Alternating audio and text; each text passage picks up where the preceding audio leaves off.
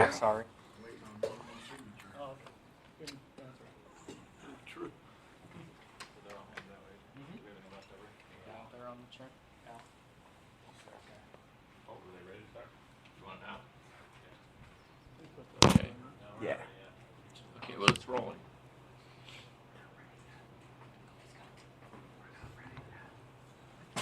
Jeff's not looking.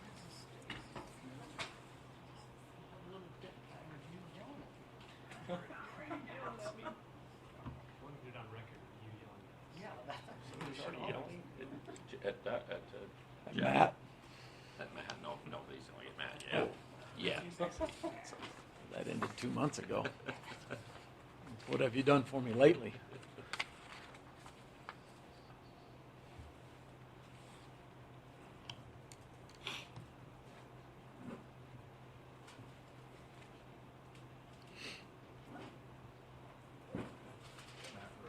Ready? Okay. First of all, thanks to all you guys for coming up the hill and coming out today and talk about our signees in this class. Before I get started, I want to just say some thank yous out there. First of all, to our staff, all the hard work that they've put in. It's really a year-round recruiting process, and there's a lot of work that goes on behind the scenes through the summer and through the fall. And our staff did a really, really nice job, and especially all the team recruiting that we did. The support staff, Wanga Damuni, Jared Russell, our Director of Player Personnel, those guys do a great job.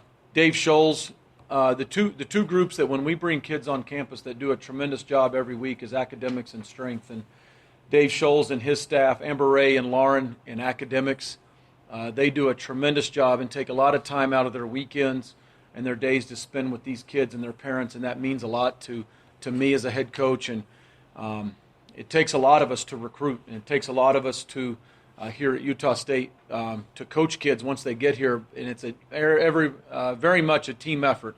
And our academic staff and our strength staff are, I look at them as assistants. They do as much work as our football assistants, and I just want to say thank you to them.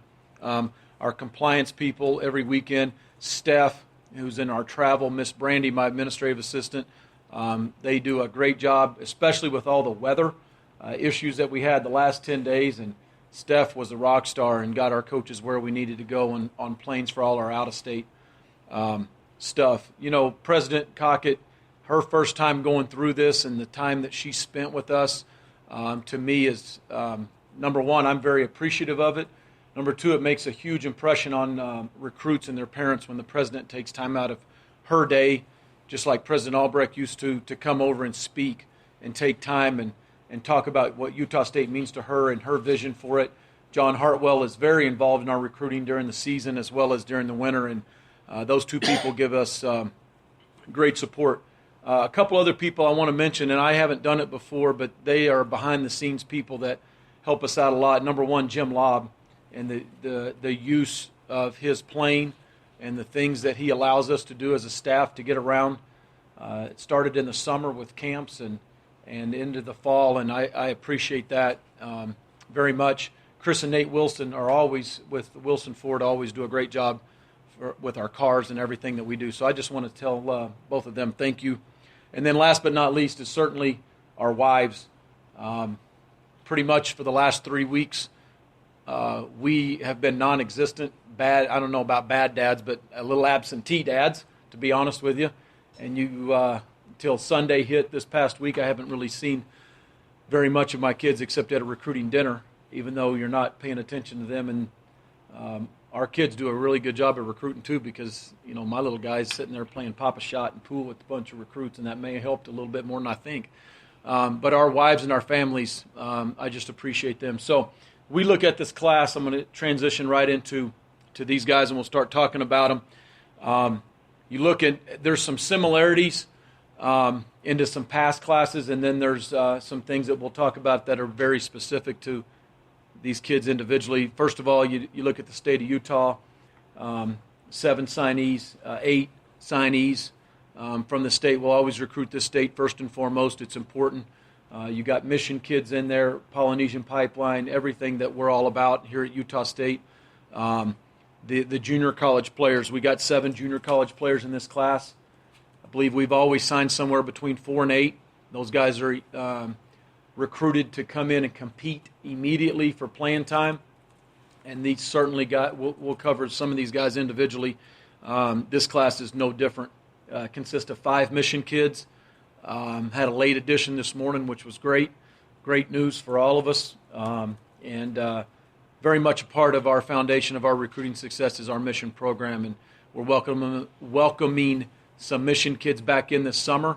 And so until they get here or get in school, I'm not allowed to visit about or comment about them. But we got kids coming back this summer that'll be on this team in this fall. And the last thing is you look at, and some of this camp legislation with NCAA is getting amended a little bit. It'll be a little bit different. Over half of our signees we had in camp, or saw them in camps, satellite camps out there, namely in the state of California. So in-state or out, and we got a lot of live evals on these guys, and so that's important to us. So that's a little bit of a snapshot of this class as you look at it.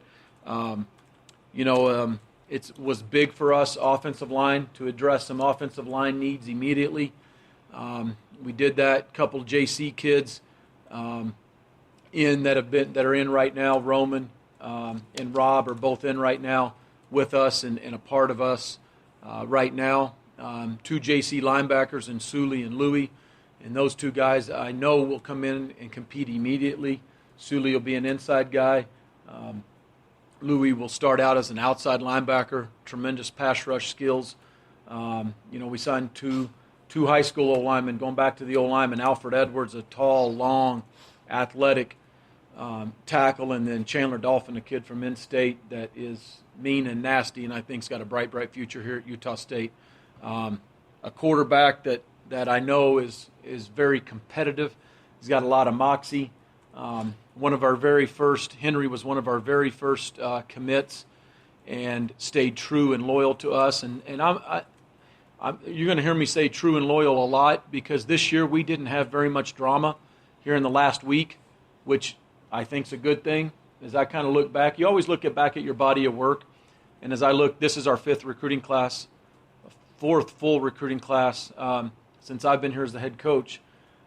Seems like some of the drama that we had, even when we flipped guys, those kids either haven't panned out or haven't made it or not stayed at Utah State. And so it's the kids that have stayed loyal to Utah State to me over the years, and maybe even some of our earlier commitments here at Utah State that end up being our best and most productive players. And I can remember Henry committing this summer. We had him on campus this summer, and certainly has stayed loyal and true. And I'm going to talk about a lot of those guys in that regards because a lot of our kids over the last couple of weeks, and a lot of it hasn't been on Twitter, I should say, and publicized because I kind of look for that. But there's a lot of kids that turned down schools that we're signing and that stayed very, very loyal and committed to us at Utah State. And I think that's what takes kids to another level once they get here. A tight end, Carson Terrell, that I'm really excited about. Another one that stayed true to us and loyal to us and just nonchalantly said no to some people after he committed. And he will come in and compete immediately for playing time. And one of the neat things in that recruiting story is the influence that Dax Raymond had on that kid. To see one of your best players, and Dax is, I know he didn't play last year, but he's one of our best players. Will certainly be one of the top tight ends in the Mountain West. Recruit a kid with passion and energy and basically tell him he needs him because Dax is a mature young man. We signed Dax in our very first recruiting class here and finally are getting him back and all that. And his better days are ahead of him. But Dax is basically, his take on Carson was, I need you here for me to be a better player. And so that's an oxymoron for a lot of people. They don't understand that. But that's a neat thing to see. His parents recognize that. His parents saw that. And to keep a kid like that in state and to get him over the choices that he had is a huge get for us. I like our corner position. I really like our corner spot. We signed 3 kids, two high school kids, in a junior college, Deontay Fortenberry from City College, San Francisco. All three of those guys were camp guys. Coach Julius Brown and Coach Kendrick Shaver, I thought, did a tremendous job of not only identifying and evaluating those guys, but all three of those guys had multiple offers to play other places. And, Zahadri, Jared Green, and Deontay Tay, as he goes by, and as my 14-year-old daughter, Al, noted to him the other day, the last corner to come here and play, named Tay, was pretty good. And so she already put the pressure on him. But I like those guys. We got live evals on those guys a lot in camps and in games. And so had all three of those guys in our camp. And I like those guys.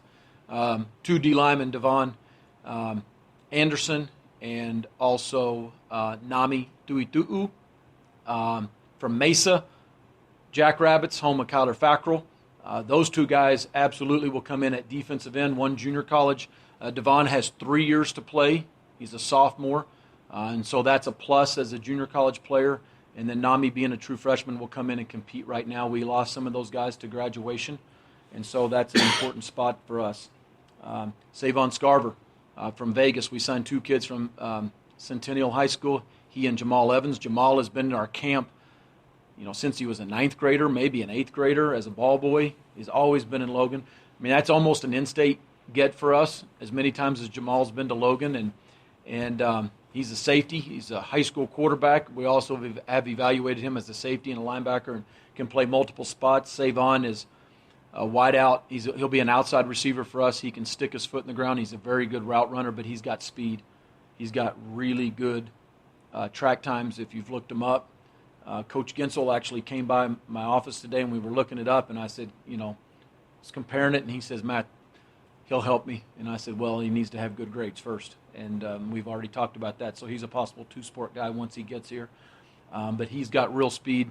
Zahadri's got track speed. He's got track times and runs track.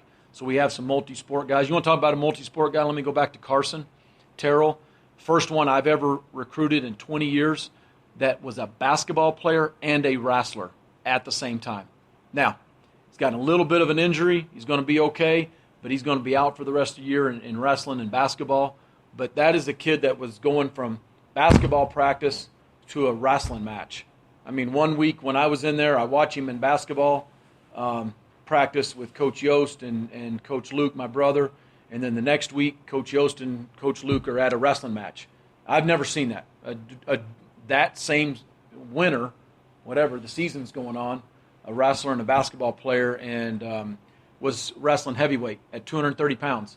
And very, very aggressive basketball, and wrestling. And anyway, I love multi-sport guys.